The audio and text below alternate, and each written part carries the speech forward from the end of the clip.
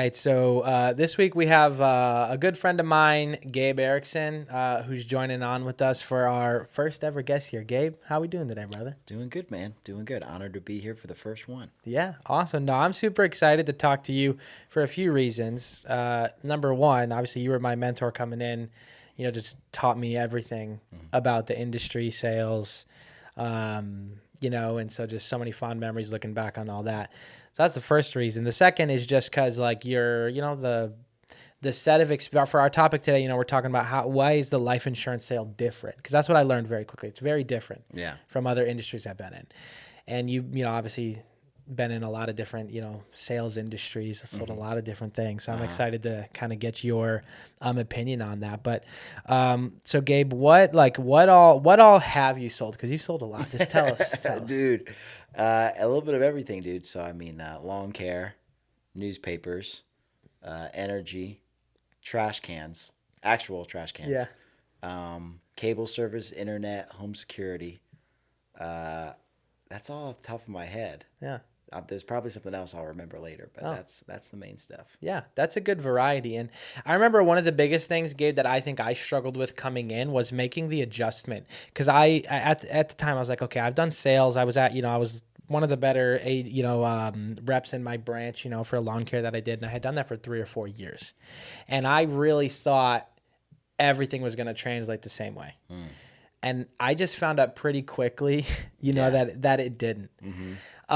So Gabe, what do you think it is that makes like the life insurance, like the sale, when you're sitting there and you're with a client, what do you think it is that like makes it different and distinct, from the rest of the industry? So I think there's a few big reasons. Number one is why the person is buying insurance. When someone's buying lawn care, or they're buying cable, it's typically a mix between an impulse buy, like they might have not been thinking about it at all, and then you just got to their door, which a lot of what we did was door-to-door sales.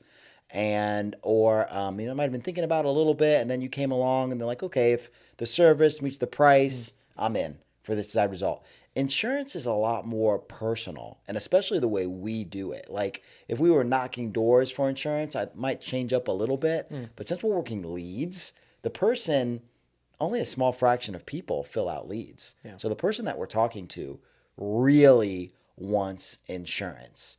And the reason you want something like life insurance is not the same reason you want something like lawn care. Yeah. Like you didn't have, typically the person who wants lawn care wasn't like, oh, I had a horrible lawn and it was traumatic and, stuff like that. That it's like, oh, I want it to look nicer. But the person who wants life insurance, many times it is connected to some kind of experience.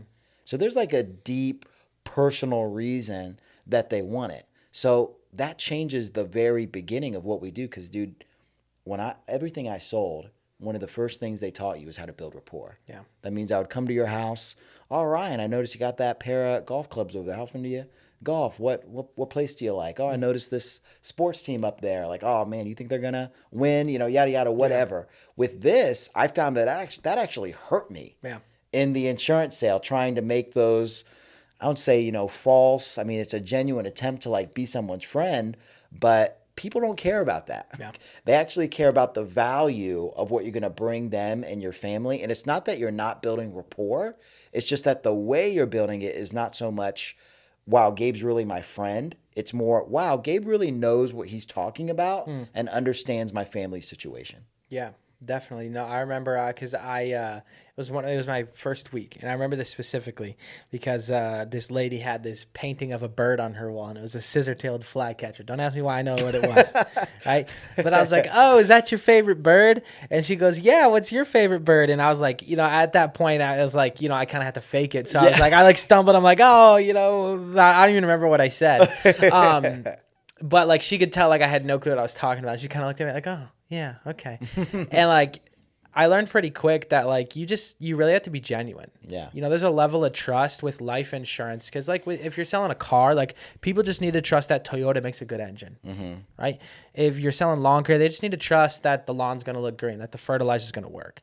Like with life insurance, they have to trust you to take care of their family when they're physically not there and are not able to.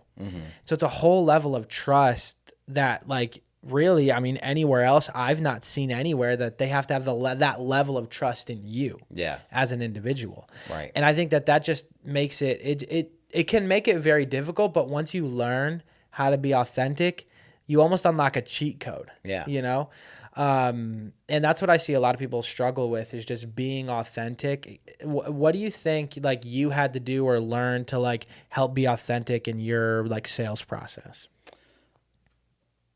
You know, first thing I want to say before I get into that, and observation you just made, some people really struggle. The funny thing is, some people who come from sales struggle in this industry, Yeah. and some people who never sold anything do amazing. Yeah. Because they're like, oh, I'm just talking to Ryan about what happens to his family. Something happens to him.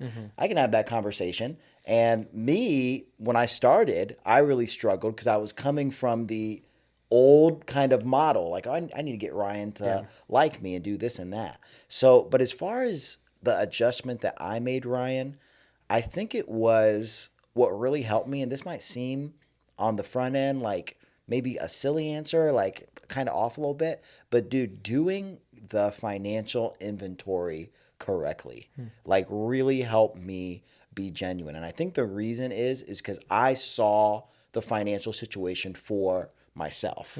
Like I'm actually really thinking, like, okay, Bob and Mary. Bob brings in 5K a month. Mary, stays home and works with the 3 kids. If Bob dies, Mary has nothing. And as I'm going through that discovery, getting that with the client, I'm actually caring about Bob Yeah. and Mary.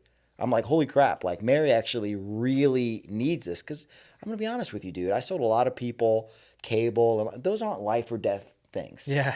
Right? Yeah. Like whether or not they have a better internet connection or they have a nicer lawn or they have better trash service, like who cares at the end of the day? It's nice. It makes me money. They enjoy it. But dude, when it's genuinely life and death, genuinely them keeping this house or not, genuinely, the loved one struggling Yeah. because it wasn't there, dude, it became real easy for me to actually care. Yeah. And for that to be just really obvious to the client. I'm like, someone's like, I don't think I need it. I'm like, Bob, what are you talking about? Yeah. Like, look at this on the paper here. And they could tell that I cared. So I think that tool really helped me because it's like putting a painting in front of your face. Like you see the situation for what it is. Yeah. Okay. No, that's awesome. And then there's the other aspect of it too. Like a lot, most industries, like people, they like thinking about buying a new car, talking about buying a new car. They like talking about, oh, I'm gonna do this. I'm gonna watch this show on my cable network or Disney Plus and the new Star Wars show. But like the problem for me was people don't want to think about using life insurance. Like nobody Yeah. wants to be like, yeah, if I die tomorrow. So Gabe, what are some things like how do you go about getting people to like focus on the reality of the fact that they really do need life insurance without like closing them up, Yeah. and like turning them off to you? Yeah. There's an expression I've heard many times, and I love this, and it's that people don't change their minds. Nobody changes their minds. People make new decisions based off new information. And that's where the aspect of what you just said, people don't really like thinking about this, haven't thought about it, is a real double-edged sword. Ryan, I've done this probably a dozen times now where I'm up speaking in front of a decent sized group of people. And I'll be talking about this very concept. And I'll be like, how many people in the room, raise your hand. I'm like, don't lie. Raise your hand if you have a real budget that you operate off on a monthly basis. Yeah. A real one. Like the bills, how much is coming in, how much is going out, how much you're saving. And maybe, I mean, every time I've done this, I don't think one time more than 10% of the room raise their hands, and often much less. Yeah. In a room of, and this is a room of financial professionals that don't, always have this. And I say, okay, if you think so few of us, and we're financial professionals, know our financial situation while we're living, how many of your clients who are not financial professionals, the majority, you think know their situation after someone has passed away? Yeah.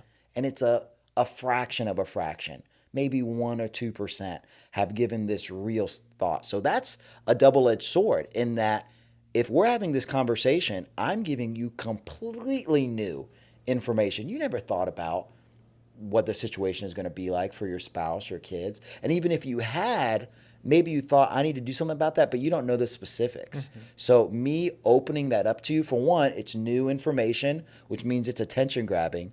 Two, it's an amazing spot for me to be the professional. Yeah. Because you're like, man, Ryan just taught me a lot about my situation. I had no idea how much of my Social Security my wife was going to get, or my pension, or what it looked like, the house going to her having to sell it, going to my kids, what probate looked like. And dude, like that builds, that's the rapport building we do, because that builds so much trust from the client. They'll be like, man, I knew I needed something, but Ryan, I mean, he really spelled it out for me. This is exactly what I need. Yeah. Yeah.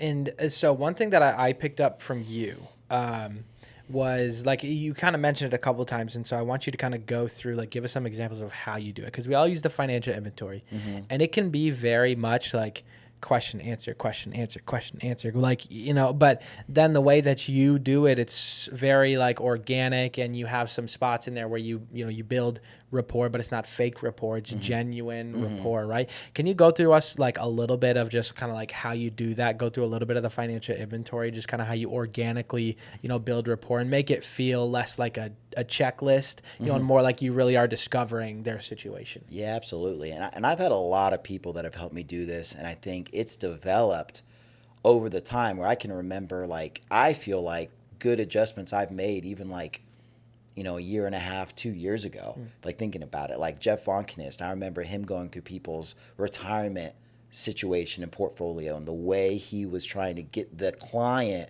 to paint their own picture for what the future would be like. I was like, that's so powerful, because it's me not painting them in a corner. It's me letting the client tell me what they're planning on doing. And I try to do that with the financial inventory. So for instance, you know, I talk to you, Ryan, how old are you? How much income do you make? You know, what do you do? How much do you make? When do you plan on retiring? You ever thought? And like sometimes you see people, oh, they haven't thought about it. Even people in their 50s, like, I mean, I'm gonna work for a long time. Gotcha. You think normal retirement age? You see yourself working forever? No, not forever. And then you're like, oh yeah, probably 65. You know, what does that look like? Pension, you know, Social Security, anything outside of that? And they start opening that up. And do you think you'll be here long term? What does that look like for you and the wife? Think you'll get a retirement home? Sell this home? Do you think you'll stay here? And I'm really kind of pulling out from the client the future that they want. Yeah.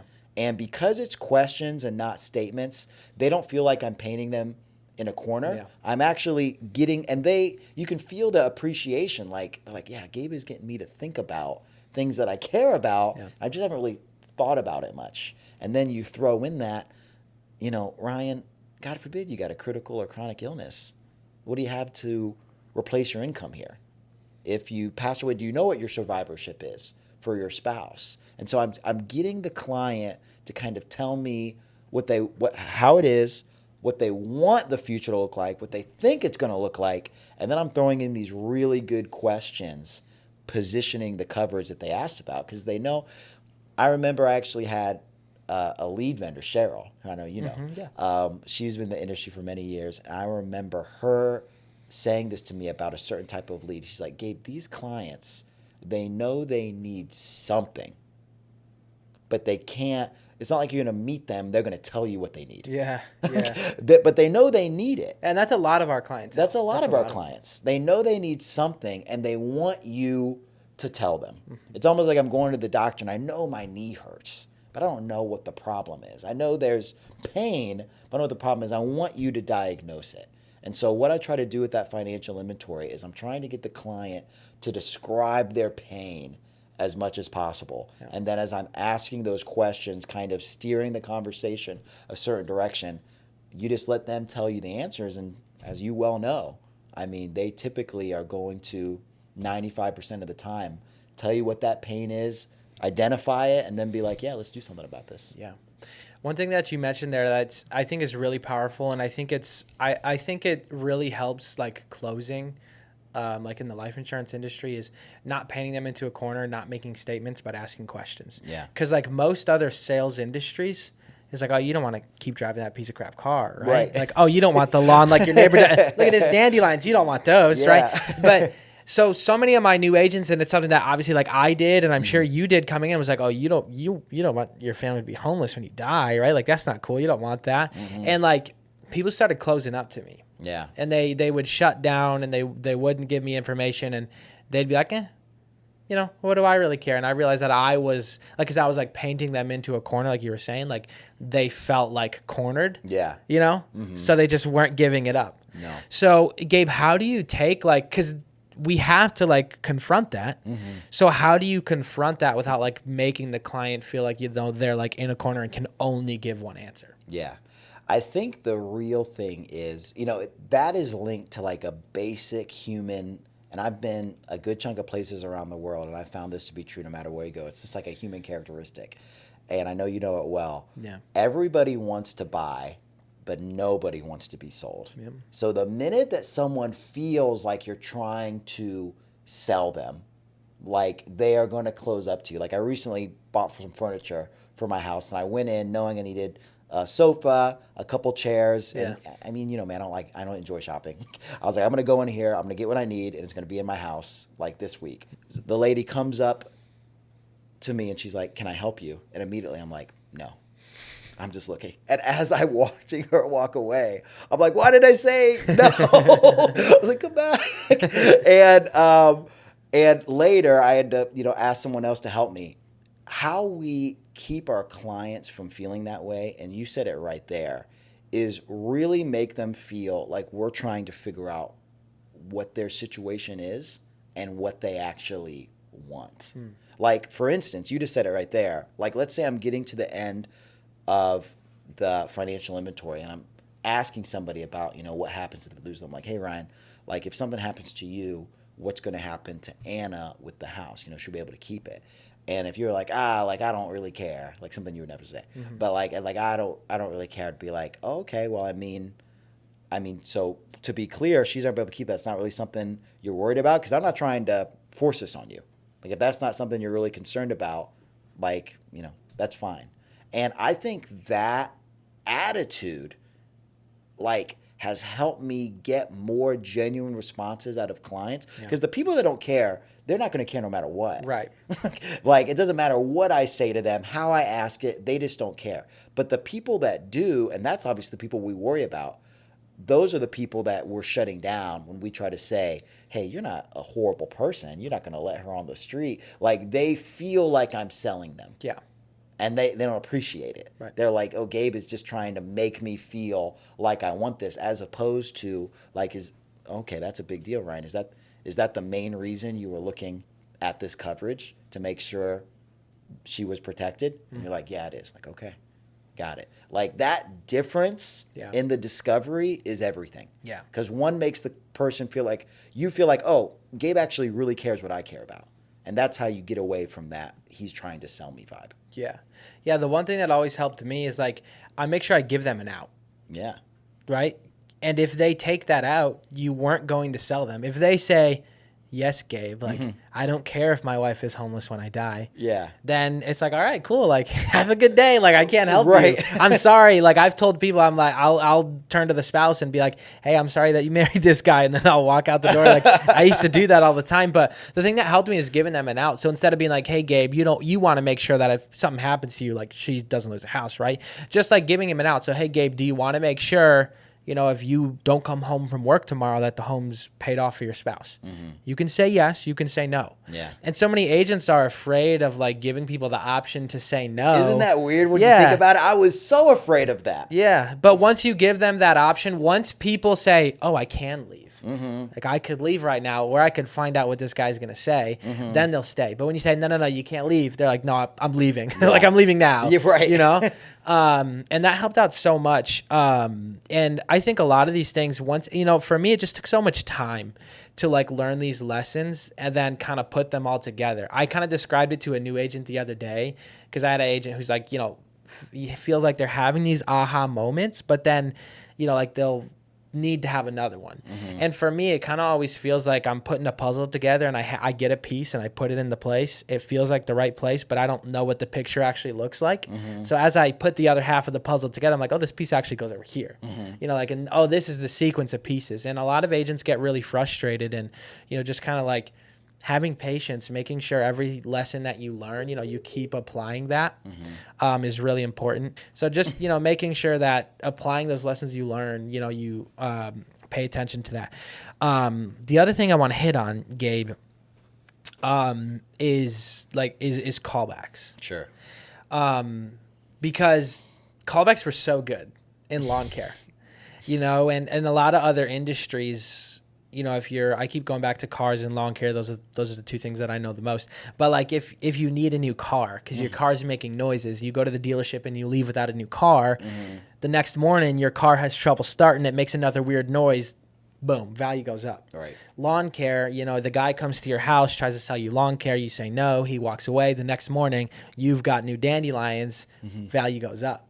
Sure. For us, it's the exact opposite. You know, every moment you spend away from the client, the value goes down because they're not going to use life insurance. So, Gabe, how do you like create that sense of urgency? Because it's never going to be more valuable than it is when you're talking to them. So how do you create that urgency? And one call takes somebody from, I don't even know what mortgage protection is, or I'm not sure that I even want life insurance, to being okay giving you a couple $100s a month. Yeah. I think the first thing for every agent listening to this, Ryan, is just to solidify in their own mind that time kills every deal. Like, because I convinced myself many times that, oh, this is good. They're really going to think about it. Yeah. And then, like, I'm going to come back and, like, wouldn't answer the call. You know, I talked to this person or that person, my spouse. We decided not to do it, this or that. And I would just be, like, mystified. I was like, man, they seem so genuine, like, in the moment. And sometimes, legitimately, there probably was a sale there, and I walked away from it because I didn't know what to do. So know that time kills every deal. Know that first thing we just said a while ago, Ryan, where we're talking about, we're having a conversation with a client they've never had before. They're getting new information. They're thinking about something they already care about because that's why they filled out the lead in the first place. They were thinking about this in some capacity. We're bringing that up to the height of thought, you know, about it. So if they can't make a decision there, those feelings are only going to go down, and it's not going to happen. So me solidifying that in my mind really helped me get away from the fear, because the truth is, Ryan, many times the reason I walked away was not because I thought, oh, I'll have a better chance later to sell this. It was because I was scared to say anything that would push it, because I was scared to lose it. Yeah. But then when I realized, oh, if I walk away, it's already gone. Yeah. Like, it's already lost. So there's really nothing to be scared about. Yeah. So I think realizing that first. But then second, as far as creating the urgency for the client, you're really just, you're bringing it to the peak with the financial inventory. You're laying out the options, making sure they understand it. And then you're bringing them to a decision then. Like, one of the closes, you know, that we use that I love is, you know, let's say I've talked to somebody about their situation, got to you, and they're like, oh, I need to think about it. So what do we say? We say, okay, well, what do you need to think about? You need to think about, you know, whether or not you need it. So, like, you, to your point, giving them that out. Or you're like, or which of these options kind of is the best one? And if they say, oh, you know, whether or not I need it, the odds of us closing that one, we know, are way less than half. Of those ones, like, that's the line that I use. Of those ones, I've never closed one on a callback. Like, I never have. Oh, yeah. If it goes to a callback, it's definitely not happening. And then the ones who are like, oh, just the option, then it's like, okay, let me bring this person to a decision now, because I know time kills every deal. Yeah. So whatever decision can be made today is the best decision, because it's the only one that's going to be happen. So if the person does not feel comfortable, because obviously we're there for the client, sometimes the biggest option, the one that covers the whole mortgage, most expensive one, it's just not the right one. Yeah. And they are fighting that, because they want it to be the right one, but they know the finances aren't there. And so just getting them to come to a smaller decision, hey, covering half the mortgage, the second option, the third option, the more economic, and then fighting that fear of loss. And I think this is where agents mess that up. The reason that some of our clients struggle so much on that last decision is it feels so final. Yeah. And they don't want to make the wrong decision, so that kind of gives them paralysis. Just opening that up, being like, hey, going to do this one today. Your options are still open. You have that free look period to increase it, or we're going to come back later. We're going to meet again in a year. Yeah. And, if we want to add more, then we can. I think acting on that fear of loss and making sure it doesn't work against you in that moment is how you really sew it down. Because they're like, oh, I thought this was one decision. This is a really important. I thought this was one decision forever. That's why I wanted the first one to work, but I really can't afford it. The second one is fine. Yeah. And then, I can up this later. Yeah. I think that's how we deal with that. Yeah. No, that's awesome, Gabe. And I think that, like, to your point about, like, being scared to lose the sale, and this is in any sales industry, so this is not ours. But whoever's going to walk away, whoever's willing to walk away will win, because they have the real power. Right, they do. And I remember when I was first getting started, things were so different when we were in person. But I would really, just for lack of a better word, like, I would let clients, like, kick me around in their house. Sure. Not literally, okay, figuratively. Mentally, there you go. Emotionally, yeah. Just every once in a while. And I remember after one time, several times I would have this happen. I would walk out, head down, tail between my legs, just feeling so defeated, whether it was because I took a call back or, I didn't. And I remember this one appointment that I had, Gabe. And I had come to terms with the fact that my mindset was more important in helping the next families than their comfortability, like, with me. So I decided the next thing that happens, like, I'm going to be the one that's willing to walk away, because if they're not going to buy, I haven't gotten anyone to buy by walking away. Yeah. So that's clearly not it. So I remember I had this appointment. I go in, I sit down. I sat down at the table, and probably over 30 feet to the right, the wife was over there on the couch. The husband sits with me at the table. If you don't have control, right, they're never going to make a buying decision. So I was like, hey, Martha, will you come over here to the table with us? I'm not going to bite you or anything. And she goes, no, I don't want to. And I was like, all right. And I kind of made a joke. I was like, oh, I promise this isn't going to be painful. I'm a pretty nice guy. And she just ignores me and keeps looking at the TV. So I tried, like, one more time, and I was like, okay. I was like, if you want to sit over there, that's completely fine, as long as you're answering my questions and stuff. She goes, no, I won't do it. I don't want this. And I was like, okay. So I just picked up my stuff. I didn't say a word. I picked up my bag, and I walked out the front door. And as soon as I got my hand on the handle and turned the handle to open the door, the husband goes, wait, like, where are you going? And I was like, oh, well, if she doesn't want me here, like, I don't need to be here. Like, I don't want to waste my time. And he looks at her and he goes, Martha, you come to the table with us. You're going to listen to this. You need this. I want to get this for you. And I was like, all right. And I sat down and I closed it, and it, I made a good chunk of money on that, and that policy's still on the books today. I have a super good relationship with both of them. As soon as I sat down, I just looked at the wife, and I was like, okay. I was like, I know that was a little awkward. I was like, if we can pretend to smile for the next 15 minutes, I think we'll be pretty good friends by the end of this. And she kind of laughed, and the tension lightened. But I came to find out that they had sat with somebody from a captive agency who basically couldn't get them the coverage they wanted, like, couldn't get them a term policy and could only do accidental. So she didn't want to get sold an accidental policy because they had that happen before and they didn't know it was accidental. So she was afraid, of getting lied to and getting one over on them. Sure. And so sometimes it takes a little bit extra, and you have to be willing to, like, walk away to really find out what the real issue is. Yeah. And that just creates really a mindset, when you don't have that scarcity mindset, you're not scared to walk away. It just kind of unlocks another level. And you'll really start to get some deals you never thought you would have. For new agents listening to this and maybe hearing a story like that for the first time, Ryan, how different was the rest of your day? So, like, let's say, because I'm sure you had some, that you did walk out of the house. Yeah. Like, he didn't stop you, and he just let you go. He was like, yeah, okay. And you just left. He didn't really want to talk either, and his wife was the only one that said it, and you had just walked out. Doing that rather than sitting at the table trying to make that work. Yeah. How much better was that for your mindset for the rest of the day, just being able to walk out being fearless, as opposed to having walked out with your tail between your legs? Oh, 1,000%. Because when I walk out with my tail between my legs, that's when I would call you, Matt, Mike, and complain and be like, man, these stupid people. And I was all upset and it would feed into my next appointment. But when I walk out on my terms, I'd call Matt and be like, Matt, guess what I just did? And I walk out on a high. I'm like, I just straight out, I picked up my stuff. I didn't say a word and walked out this door. And it's a completely different feeling, you know? And that to me, Gabe, is like one of the most important parts, is because if mentally you're not there to be able to take care of that next family, and if you drag that negativity into the next appointment, it's going to hurt.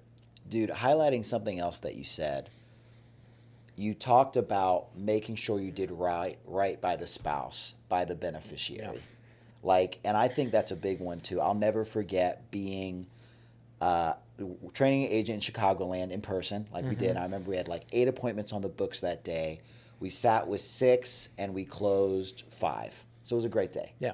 Not every day was like that. The one that we didn't close was by far the most difficult appointment of the day. If we had closed it, it would have been the smallest sale of the day. It was a very low premium that we were kind of fighting for.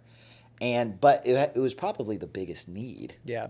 And it was one where it was a couple tighter financial situation, but one of them was all the income. It was the husband. And when he passed away, the wife, it was without a shadow of a doubt, she would have immediately lost the house, wouldn't be able to pay the mortgage the first month. They had no savings. She didn't have income. They were both retired. And I remember kind of going in on this guy. And I was just Frank, I can't remember his name was. I was a couple of years ago. I was like, can I be 100% honest with you? I don't want you to think I'm being disrespectful, but I feel like I got to be honest. And he's like, yeah, no, I appreciate it. I was like, dude, you're talking here about adding in this. It was $50 a month, and how, talking about how much your cable bill is. Are we confused? We just said your wife is going to lose this house. If you were my dad, dude, I'd probably want to slap you in the face for what you just said. It was crazy. Yeah. And he you could feel the tension, and then his wife was shaking her head. Yeah. So you could feel it. He didn't want to look over at her. Yeah. And the agent next to me, who was new, was stare. She didn't want to look at the client. She was looking straight at me. Yeah. I could feel her eyes on me. And he didn't end up buying. I said 1 or 2 more things, and it was uncomfortable. And I was like, hey guys, God bless. Have a great rest of your day. They didn't kick me out of the house or anything. Yeah. And we got in the car, and she was just like, whoa. That was tense. That was extreme. I was like, why did you go so hard? And I was like, I didn't want to walk out of that home knowing what the situation was and not being at least honest with them. Yeah. Because if I wasn't honest, it wasn't to spare their feelings. It wouldn't have been to spare their feelings. It would have been to spare mine. Yeah. And how big has overcoming fear, have you found that it's really not you insulting the client, but you really more just considering your own feelings less? How does that factor into what you do with clients? Yeah, for me, I learned pretty early on that I cared a lot. I didn't think I was very prideful. I learned pretty early on, I am very prideful. I wouldn't want to go out on a loss. And I cared more about what they thought about me than what I really did, how much I cared about the clients that I was sitting in front of. So once I came to terms with the fact that I'm never going to see them again if they say no. Yeah. So it really doesn't matter. And if they say yes, that means how hard I worked. Right. So in one scenario, I'm not losing. In the other scenario, I'm winning. Right. Right. And so I said, okay, let me I'll stop caring about what they think about me or how nice I was or how cool I was or if he wants to invite me to his Christmas party or not. Right. Right. And then I'm just going to fight for the ones who need me to fight for them. And then once you kind of discover a purpose, I would say a purpose, a meaning, a meaningfulness. What's the word I'm looking for there? You discover an aspect of this business that will drive you. Yeah. When nothing else will. Yeah. But Gabe, to close us out here, I just want to ask you, for agents coming in, whether they have sales experience or don't, what are 1 or 2 of the biggest of the you think the most impactful mindset changes that every agent will need to make? I think the first one, we have found that the most successful, generally speaking, if I could say these people came from this industry and were the most successful here, it is sales, but not sales in general. A lot of times it's door to door sales. Yeah. And there's a reason behind that. It's linked to the first principle. And that's that when door to door sales, you'll deal with a ton of rejection. It's always the majority rejection because you're an uninvited guest to people's homes. You're inviting yourself. You have no idea if that client wants the product that you have, could even qualify for it in most times, whether they're going to like your face, whether they're having a good day, a bad day, any of those things. So you deal with so much rejection. But a principle you become very familiar with is it doesn't matter about the rejection because most people care. Nobody likes it. Yeah. It feels bad getting rejected. I come to your door and I'm like, hey, Ryan. I'm like, nope, no thanks, no solicitors. And I'm just like, like that. When you're first going through that, feels awful. Yeah. If you've never gone through that before. And then 3 months in, you're like, and you go on to the next one, it doesn't even click in your head. Yeah. So I think the first thing I would say to people coming in is as you're dialing, as you're talking to clients, as you maybe pour your heart out that client, they really needed it. It would have been a big deal, and they didn't buy it. Rejection really doesn't play a factor in your success. Beyond that, you just need to overcome it to get to the success. Yeah. A lot of people think because they come in and they got rejected 3 times that they're doing something wrong.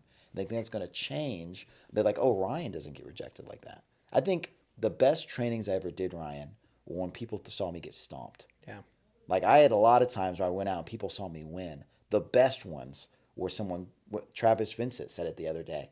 He's like, a lot changed for me when we did an in-person training. He's like, and I saw you close some good ones. He's like, but I think it was more how you dealt with the rejection. Yeah. Because I didn't think people who are good at this dealt with that. Yeah. And I saw that you were dealing with everything that I was dealing with, but it just didn't bother you. So I think that's the first principle. And I think the second is don't be an island. Everything that is in this business that you need to be good can be learned, and you can learn it from someone. And so when you're struggling, reach out. Ryan, you were part of some of the first group of agents I brought on, and I felt like there was a lot I could help agents with, but I was never confused that I couldn't help everybody. Yeah. And if I was your one source of information, you were going to struggle.